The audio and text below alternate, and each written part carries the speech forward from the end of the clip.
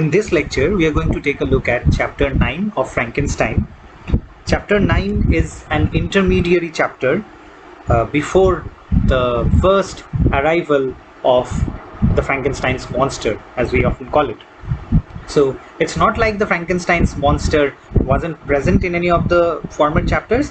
It was, if you remember, the chapter where he conducts the experiment, where Frankenstein successfully animates this creature. The creature was there. However, the creature did not appear as a character. Even in a later chapter, probably in chapter 7, after Frankenstein's brother has been murdered, we do see a glimpse of the creature. However, there is no conversation, right? We do not know what the creature is thinking. We do not know what his thoughts are. We do not hear anything from him, essentially. So chapter 9 is also not a chapter where we get to see glimpses of this monster. However, chapter 10 is, and chapter 9 happens to be a transitory chapter where, before the first meeting of Victor Frankenstein and the creature, that is the first meeting, the first conversation between the creator and his creation, chapter 9 happens to be the chapter where the mental state of the creator and also of another important character of this novel, that is Elizabeth, comes into play, right? So we are going to look at several excerpts once again, as we have done for the previous chapters, and here we will see that the focus is mostly on a conversation that took place between Elizabeth and Frankenstein. There are other excerpts beyond their conversation, but the emphasis is on them, on both Elizabeth and on Victor. Now, Victor is someone we have known for several chapters now.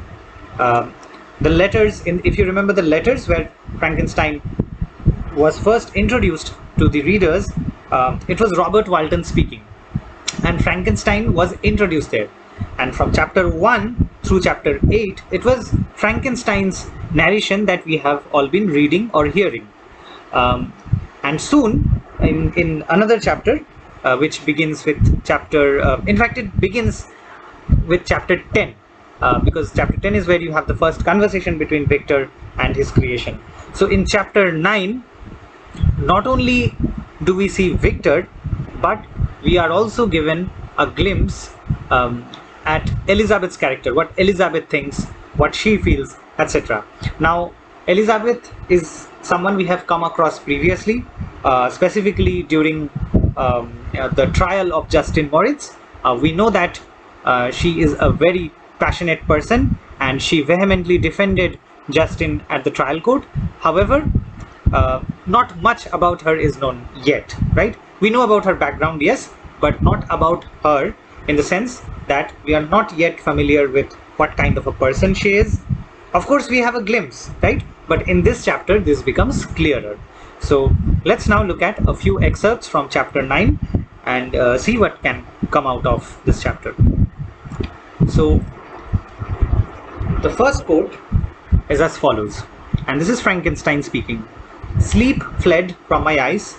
I wandered like an evil spirit, for I had committed deeds of mischief beyond description horrible, and more, much more, I persuaded myself, was yet behind." So as you can see, this follows the death of Justin Moritz, and now Frankenstein holds himself responsible for not only the creation of this hideous creature, this monster, this demonic evil, which even Dante could not have conceived. If you remember, these are some of the quotes, some of the epithets used. Now, he holds himself responsible for the death of his own brother, or rather for the murder of his own brother, and again for the death, the trial and execution of Justin, right?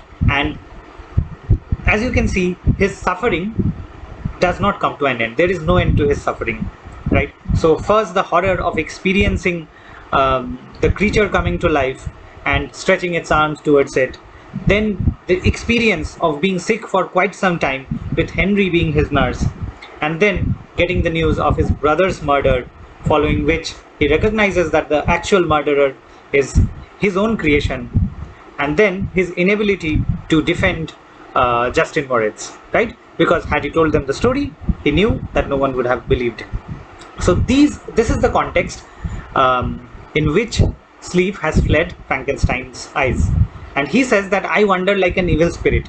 If you remember in the previous chapter, he compared his own creation with his own vampire, right? So he says, if I were a vampire, I would be this creature, right? And I would be, responsible for all this mischief and misdeeds. And in this chapter, he compares himself with an evil spirit who keeps wandering and committing mischief. He then says, I was tempted to plunge into the silent lake, that the waters might close over me and my calamities forever. But I restrained. When I thought of the heroic and suffering Elizabeth, I thought also of my father and surviving brother. Should I, by my base desertion, leave them exposed and unprotected to the malice of the fiend whom I had let loose among them? Right? So you see, Sleep has fled from his eyes. He is now wandering like an evil spirit. He is convinced that there is more mischief to come from that fiend. Right? Now, in all this context, Frankenstein has moments where he doesn't want to live anymore. Right? And he says, I was tempted to plunge into the lake that the waters might close over me and my calamities forever. So he essentially contemplated suicide. But he also says that he restrained. Why? Because he thought of the suffering that has come down upon his family, upon Elizabeth, upon his father and his surviving brother, that is his other brother. And having thought of their suffering and what they were enduring due to the circumstances of his creation, he convinced himself not to desert them. Because remember, if he did commit suicide, if he did plunge into the silent lake and the calamities did close over him forever, he would have escaped perhaps. But there was no way for him to be sure that even if he committed suicide, if he left the world, his creation would not continue to commit mischief, and his family, Elizabeth, his father and his surviving brother, wouldn't be affected or wouldn't be at the receiving end of the violence that his creation could cause. So, as a result of these thoughts, Frankenstein restrained and he put off that thought of plunging into the lake. Right? So now let's move on. Like I said, there is a conversation between Elizabeth and Victor. We'll look at that in this slide. He says, I had been the author of unalterable evils, and I lived in daily fear lest the monster whom I had created should perpetuate some new wickedness. It is interesting to note here that Victor Frankenstein considers himself to be an author. Look at the first part of the first quotation in this page, this slide. He says, I had been the author of unalterable evils. Now, obviously, unalterable evils refers to, for example, the act of murder, which is not alterable, which cannot be changed. His brother is forever dead, right? And so is Justin Moritz. There is nothing he could do about that. And he calls himself the author of all these events. Because remember, if he's the author, then who is the character? The character is, of course, his own creation, right? So just like authors create characters, Frankenstein compares himself to an author who has created a creature like this, like what is often called the Frankenstein's monster. And he says that he lived daily for fear that some new mischief may be caused by this creature, some new wickedness. At this moment, we now will take a look at the conversation. So this is Elizabeth speaking. When I reflect on the miserable death of Justin Moritz, I no longer see the world and its works as they before appeared to me. Before, I looked upon the accounts of vice and injustice that I read in books and heard from others as tales of ancient days or imaginary evils. At least they were remote and more familiar to reason than to the imagination. But now misery has come home, and men appear to me as monsters thirsting for each other's blood. Everybody believed that the poor girl uh, to be guilty. So here, for the first time, in a very explicit way, we get to know the thoughts of Elizabeth. Right? We have been introduced to her at the very beginning of the novel itself. Towards the first few chapters, we were already introduced to Elizabeth, but we did not know much about her. We did not know how her mind works. We did not know what she feels. Here we do. Now, following the death of Justin, she says that I used to look upon the world in a very idealistic way, right? She says that her way of understanding the world. Now, remember, she is not someone who has visited many places. She's not someone who has traveled as much as Victor has, right? So her knowledge of the world comes very much from the books that she has read, right? Or the account of other countries and tales that she has heard from other people. So essentially, she had an idea of a very ideal world where evil, justice, vice, virtue, all of these things existed in a different way, right? And she says that in those tales that she had read or had heard from other people, the evils were remote and more familiar to reason than to imagination, right? So she's essentially telling us that the tales of evil, the tales of injustice or vice, whatever I have heard or read, those were all believable. Those were always reasonable. There was some cause and effect. However, what is happening to this family appeals more to the imagination than to reason, because it is not reasonably believable that Justin Moritz committed that murder, and it is also not possible to believe that someone, whoever it is, whoever the murderer is. Remember, Elizabeth does not know who the murderer is, who the real murderer is.